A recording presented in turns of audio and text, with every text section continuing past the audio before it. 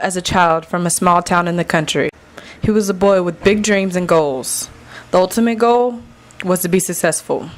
While going through life's obstacles, he seemed to come out on top. With the help of determination, hard work, and a strong mind, he could accomplish almost anything. And with that said, I introduce to you the life of Myron Guyton. Pinky and Dave Guyton gave birth to a baby boy named Myron on August 26, 1967, in Metcalfe, Georgia. Myron was the youngest of 9.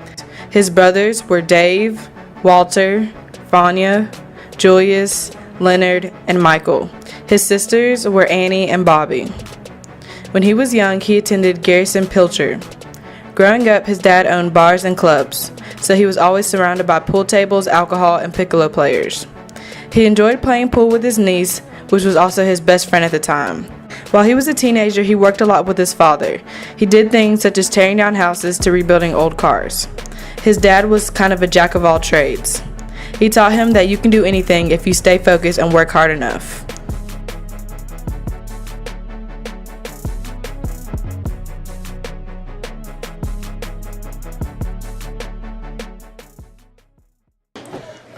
Dependable, caring, and honest. Why would you choose those words? Because Myron is a guy that you can depend on at any time. If you need him for anything, if it's within his ability to help you out, he'll do that. And he not necessarily one that would expect something in return. He does it out of the goodness of his heart. During his earlier years of high school, he began getting more serious with football and was determined to go to college. He felt the only way he could do this was to get a scholarship because he knew his parents could not afford it. During his junior and senior years of high school, he was also on the track team. He really began focusing on his grades heavily and asked a guidance counselor to help prepare him. His sister Betty was the first one to go to college and helped him put together his Pell Grant. His decision was either Eastern Kentucky University or Valdosta State University. Kane is in the building.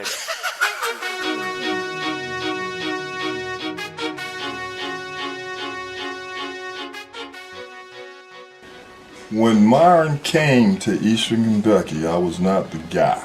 I was not the guy. Matter of fact, his other buddy from this area is supposed to have been showing him around. He got dumped. So I didn't know what I was getting. I thought I was getting this little goofy behind kid. So the coaches asked me, they said, could you take him out? Well, the sad part about it, I didn't want to take him out because they didn't give me any money to take him out because he's supposed to have this money. Well, you're supposed to pay for this or that because that money is like per diem for the recruit. I had to use my own money. And on top of that, he was quiet, wouldn't open his mouth. He acted like he was afraid of cold weather. And the funniest thing, I should say this, it was almost like he didn't even want to be there. And the more and more I made him relax, he started opening up to me. By the end of that trip, I'm going to go into more detail. By the end of the trip, next thing you know, he's talking about he wants to come to Eastern. They're going to tell him that's the only place he really enjoyed out of all the places that he was thinking about going. He was always on guard when I took him around. So that's why I didn't know how much he enjoyed it, but I guess he knew I was into him and found out that showed me he was a respectable young man. But to bring up something bad about, not bad, but something uncanny or stupid that he did, nah, he was a very respectable young man. So, and to this day, I guess that's why we formulated a relationship. So yeah, only funny part about it, he got dumped and I wound up being with him. And now we're still friends to this day. So that's how his trip went when he came up to Eastern Kentucky. In April of '85, EKU offered him a full scholarship and he took it. Once school started, he met the football team and everybody introduced themselves. His coach was Roy Kidd. He was a very blunt coach but loved his players. In college, he started as number 47 playing Riverback. Riverback is a combination of linebacker and defensive back. Myron says that he really began to grow up and become independent during this time. He really had to determine his own fate and make decisions. This year, he also became a little brother to the Alpha Kappa Alphas. Near the end of his freshman year, he met a woman named Lisa Booker, and they began dating.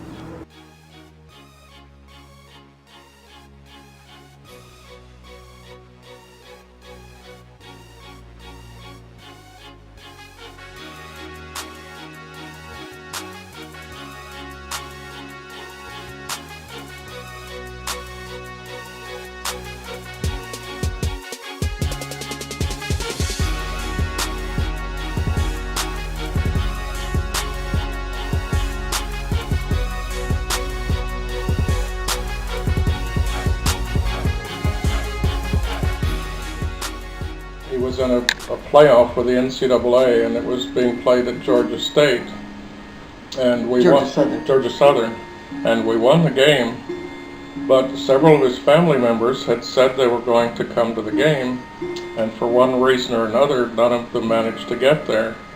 So the game was over, and we were standing with Byron at midfield on the football field, waiting for somebody to show up, and nobody showed up. And we waited, and we waited, and tears were running down his eyes, and we finally just said, Byron, you've got to go to the locker room, and you've got to get changed and go. And he said, but they may come. I said, well, but you haven't got time to wait, darling. So that really kind of hurt my heart, and I know it hurt him, but he got over it. Another fond memory was one particular Thanksgiving dinner, because Eastern had made the playoffs, and were going for the championship, and since it was over Thanksgiving, none of the guys could go home. So several of the friendship families who lived in this area got together, and we cooked a huge dinner for all of the players that we had as friendship kids. And we had a huge dinner, and the funniest memory is that I cooked mashed potatoes, and I think I cooked 15 pounds of potatoes to make mashed potatoes. And several of the guys would fill their entire plate with a 2 or 3 inch layer of mashed potatoes, and then they'd put their food on top of that. So we went through 15 pounds of mashed potatoes in no time. But they loved it, and oh man, did they eat. It was great fun.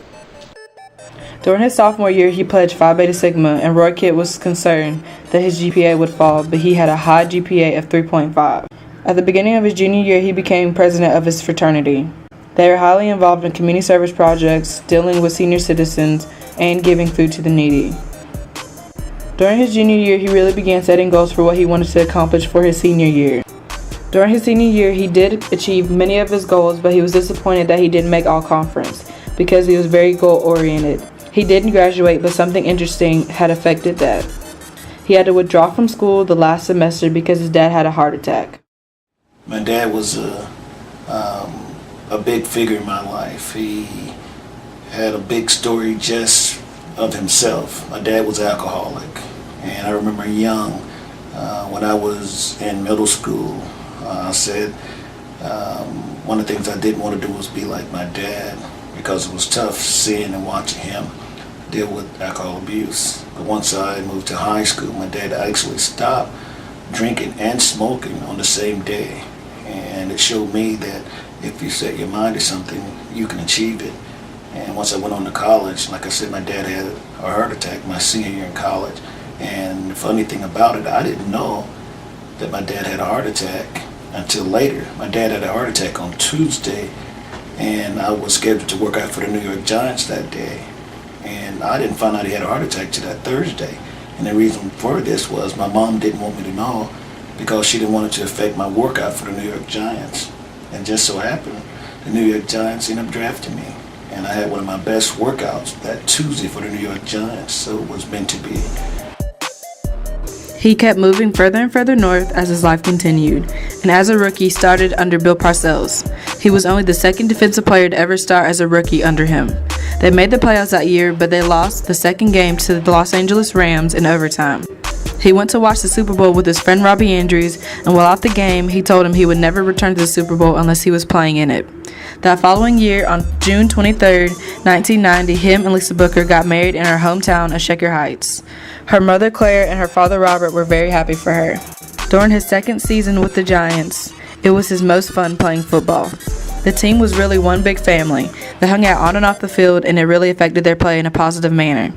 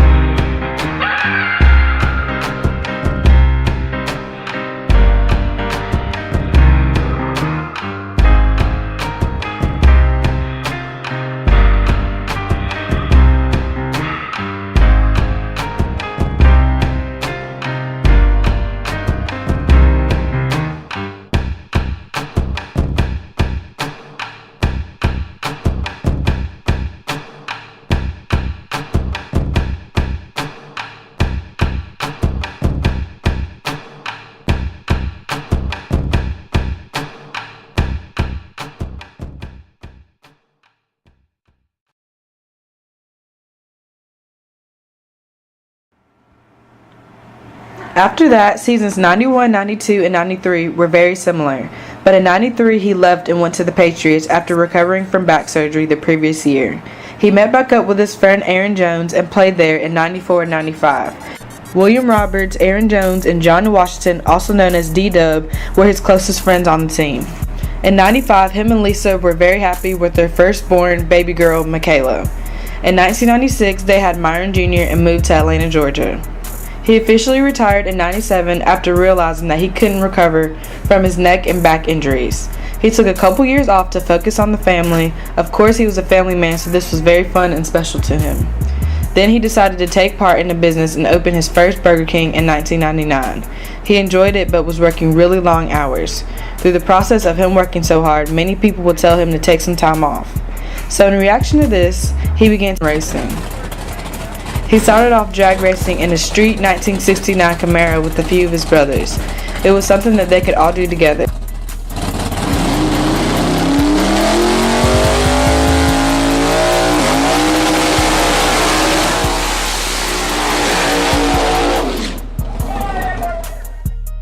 Then he began doing Legends racing, better known as circle track racing. It was recommended to him by Joe Gibbs, who now owns a NASCAR team himself. Myron's dad passed in 2001, which was a very hard time for him. He never got to see his 7 restaurants. He later gave up the restaurant business and moved with his family back to Metcalf. He is enjoying life and surrounds himself with the people he loves. The one thing that Myron always enjoyed was the fact that he was a very likable person. He has gone through various obstacles, but as you can see, he made it out on top. And for now, this is a life story of Myron Guyton.